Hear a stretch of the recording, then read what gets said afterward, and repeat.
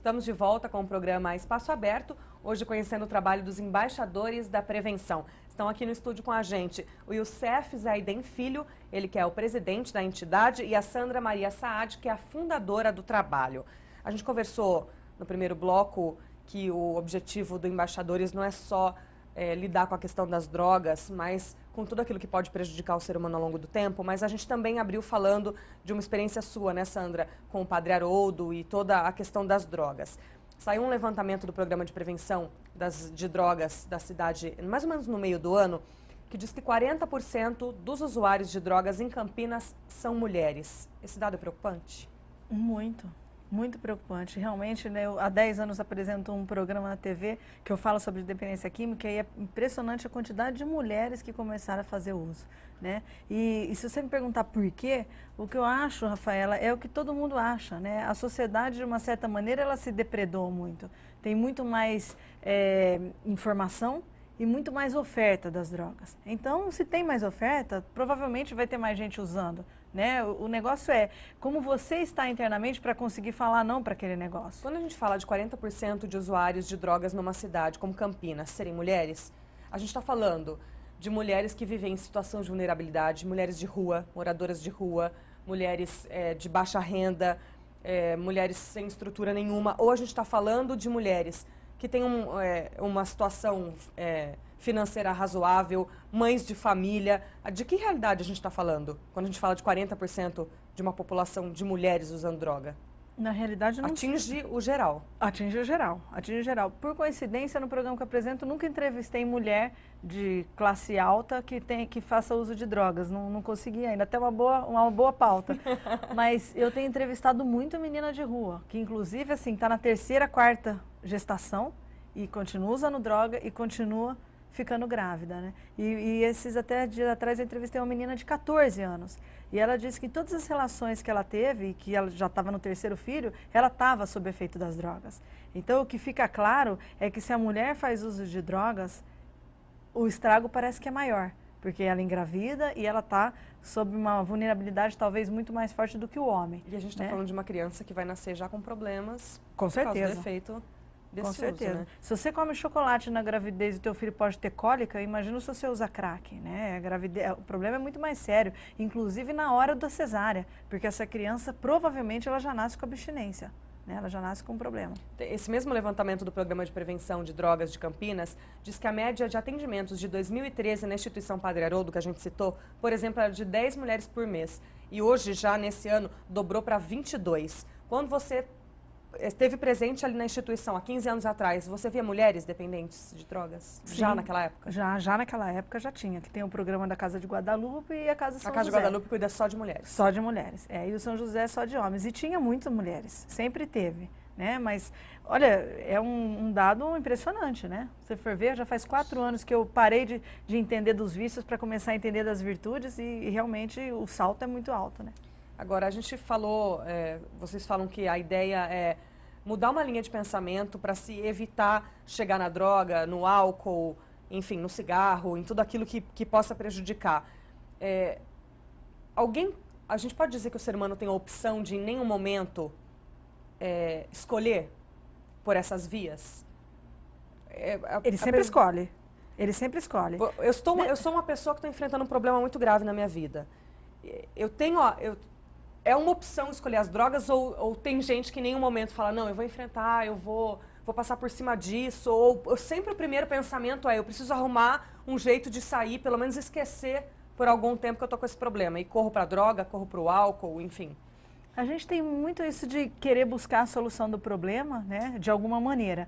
Agora, a pergunta que eu te faço é o seguinte, você sabe o que significa a palavra virtude? Não sei se, digamos que no seu significado de dicionário. Então, a palavra virtude foi falada pela primeira vez e pensada pela primeira vez por Aristóteles, e o significado é tão simples, é a prática do bem, e que só se concretiza com hábito. Então, vamos supor que realmente um projeto como os Embaixadores, que com certeza vai surgir um monte por aí, porque você não muda o mundo sozinho, começar a estimular na sociedade a prática do bem, isso como um hábito. Faz de conta que você termina agora com o teu namorado, e você sabe que você pode ser esse bem, que você pode ter uma escolha que seja o bem. Por que você vai fumar? Por que você vai usar droga? Se você sabe que tem um outro caminho, se você sabe, bom, meu namorado me deixou, mas vai ter uma outra opção, tem um porquê dele ter me deixado, eu preciso fazer o bem a mim. O negócio, o sensacional da virtude é que a definição de ser a prática do bem é muito simples, não tem nada a ver com religião e tem a ver com 7 bilhões de pessoas.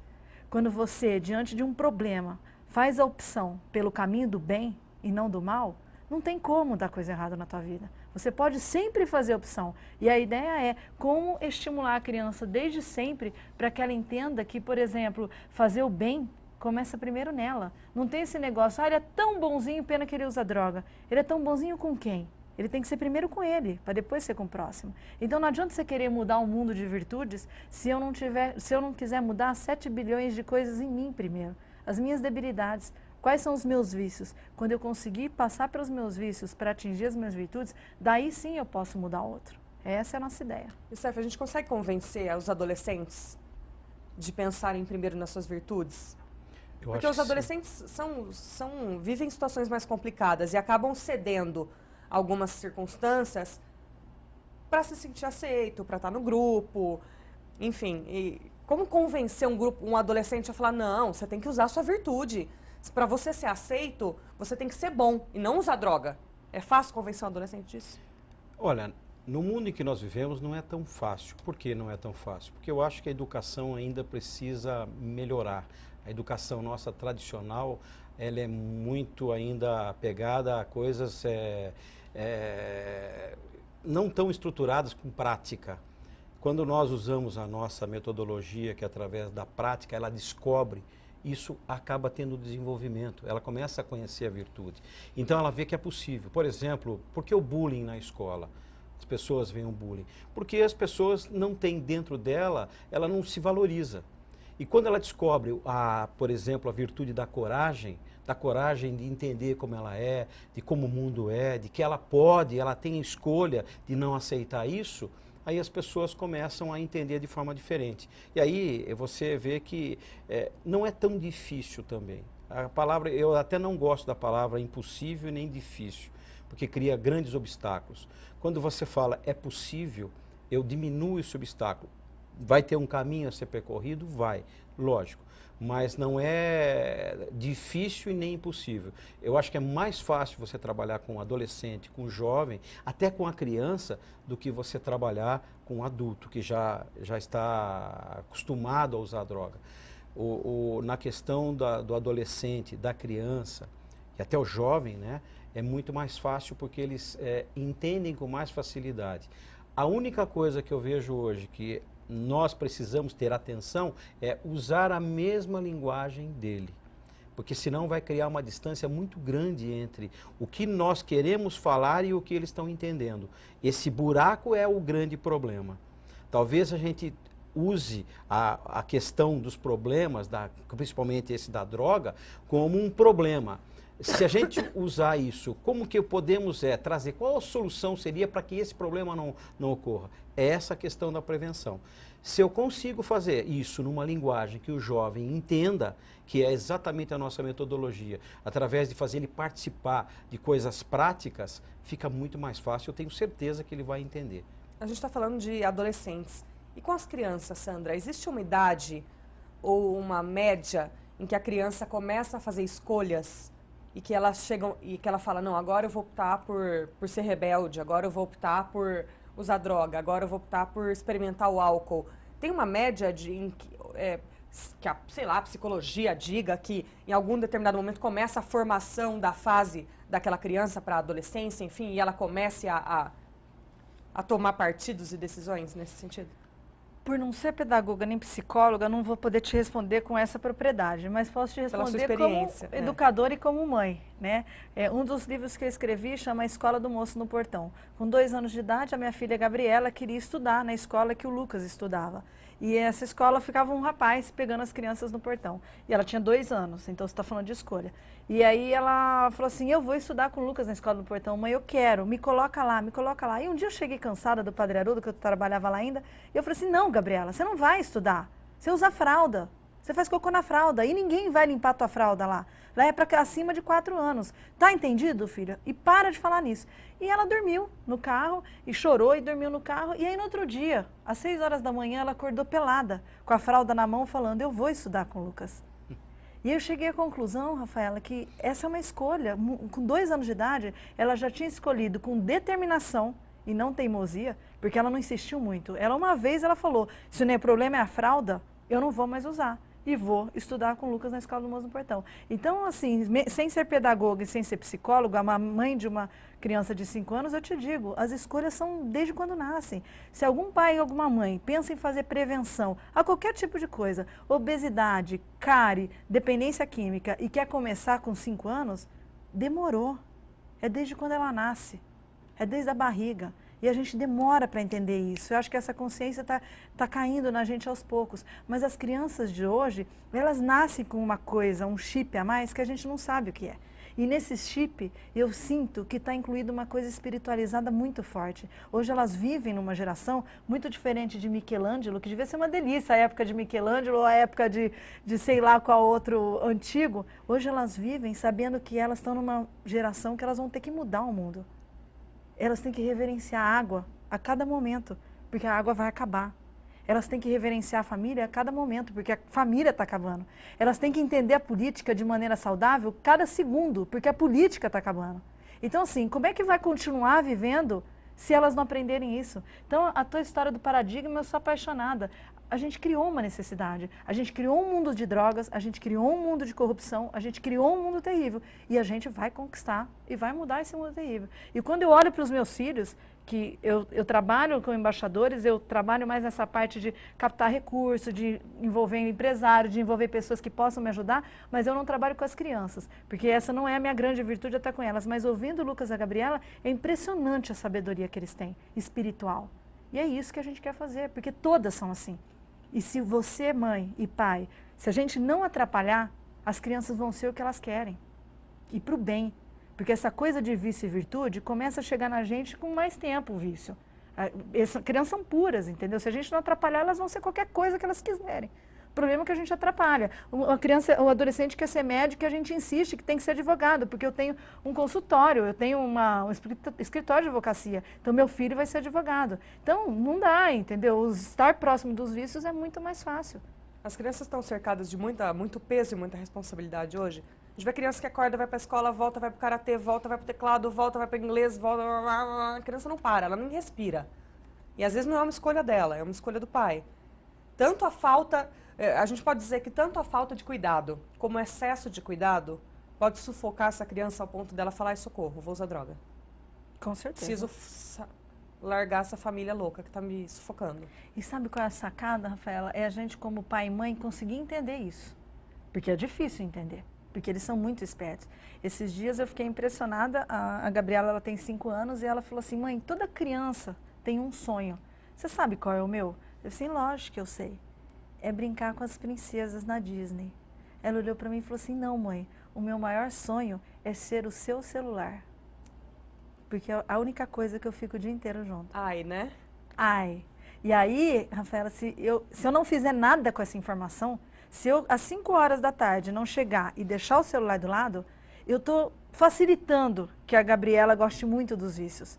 Não estou falando que ela vai fazer uso de vício ou vai ser uma menina desequilibrada, mas ela está pedindo, mãe, o que eu mais quero é ser o seu celular. Me abraça, me segura também como você segura ele. Então está em nós, pais, porque a grande complexidade que nós como embaixadores nos questionamos o tempo todo, como trocar o pneu do carro com o carro andando, né? Então, como você vai ensinar para o teu filho a ser justo se você não é? E como você vai ensinar se você nunca aprendeu? Então, esse é o negócio, como a gente muda isso. Mas se a gente não começar a pensar como muda, a gente nunca vai mudar. E a nossa ideia é como mudar isso e cada vez juntar mais pessoas para que a gente mude junto. E eu queria complementar isso, eu acho que é fantástico quando você fala de escolhas. No mundo existem 3 constantes só, 3 constantes, é tão simples. A primeira delas é a escolha. Quer você queira ou não, você faz uma escolha na tua vida. Ou você escolhe continuar do jeito que está, ou escolhe mudar. A segunda escolha é a questão da mudança. O mundo está em perfeita mudança todos os dias, sempre está em mudança. E nós temos que se adaptar a isso. E a terceira são princípios, ou seja, princípios são valores, são as nossas princípios, são coisas que, independente do seu conhecimento, da sua vontade, eles acontecem e governam a nossa vida. E nós estamos falando até pouco tempo, né? E como é que isso eu posso ajudar os meus filhos? Tem uma história que eu sempre conto para as pessoas sobre um velho índio. Um dia o neto perguntou para o seu avô, que era um velho índio, e falou assim: por que a historinha do lobo mau? Por que o lobo é mau? Porque a gente conta a história do lobo mau para as crianças. Aí o avô sentou e falou assim: não existe só o lobo mau, existe também o lobo bom. O lobo mau é aquele que é a angústia, a tristeza, aquele que faz o mal para as pessoas, aquele que mata, aquele que tem inveja, uma série de coisas. E o lobo bom é aquele ao contrário de tudo isso, é aquele que tem amor, que gosta das coisas boas, que gosta, que tem alegria, que vê a natureza, que preserva a natureza, que gosta das pessoas e tal. E aí o filho ficou ali, o neto ficou pensando, aí fez uma pergunta para o vô: mas vô, qual o lobo que vence nessa briga? Aquele que você alimenta. Então, o que nós precisamos ajudar as pessoas? A ajudar a desenvolver a escolha para o lado do bem, não do mal. E o vício é o lado do mal. Então, o vício, às vezes, parece que ele é o quê? Ele dá um prazer momentâneo para você nesse primeiro momento. Mas qual é o fim? O fim vai ser exatamente a dor. Diferente da virtude. No primeiro momento, é difícil você desenvolver a virtude, porque ela exige de você brigar contra todo esse mundo que está vivendo de vício. Mas no final, ela vai te dar um prazer, e não vai ter dor. Pelo contrário, a dor começou no início para você desenvolver isso, mas no final isso vai te trazer grande prazer na sua vida. Então a questão da escolha ela é muito forte, é importante falar isso e deixar isso claro para o jovem. Você tem uma escolha, você tem o poder na tua mão, a grande liberdade de escolher é tua, já dizia Viktor Frankl, né, quando ele esteve no campo de concentração. É uma história muito legal desse psicólogo austríaco, judeu, que ele teve no campo de concentração e que ele, quando esteve preso, percebeu que existia dois tipos de pessoas no campo de concentração. Aqueles que desistiram da vida e que sabiam que ia morrer, e aqueles que não, que iam lá, motivavam as pessoas: não, come um pedaço de pão e tal. Esses sobreviveram. Aqueles que desistiram, que foi por uma escolha, morreram. E ele então decidiu naquele momento, falou: não, ninguém vai tirar a minha vida. E aí descobriu a última das grandes liberdades humanas, de você ser livre. Livre de escolher o momento, ou aquilo que você quer na tua vida. E ele escolheu ser livre. E o dia que ele foi para chegar na câmara de gás que ia o matar, ele falou para o soldado alemão: você não tem nenhum poder sobre mim, não vai tirar a minha vida. Você pode matar essa casca que eu tenho, mas o que está aqui dentro, ninguém pode matar porque eu escolho ser vivo. Aí o alemão ficou assim e falou: não, precisamos estudar melhor esse cara. E ele não morreu. E ele se via dando aula, depois dando aula lá na Áustria, se via dando essas aulas para os alunos, ensinando a questão do poder de escolher. Então isso é muito forte. Esse é o programa Espaço Aberto. Nós estamos conhecendo hoje o trabalho dos embaixadores da prevenção. Vamos a um breve intervalo, voltamos em instantes. Até já.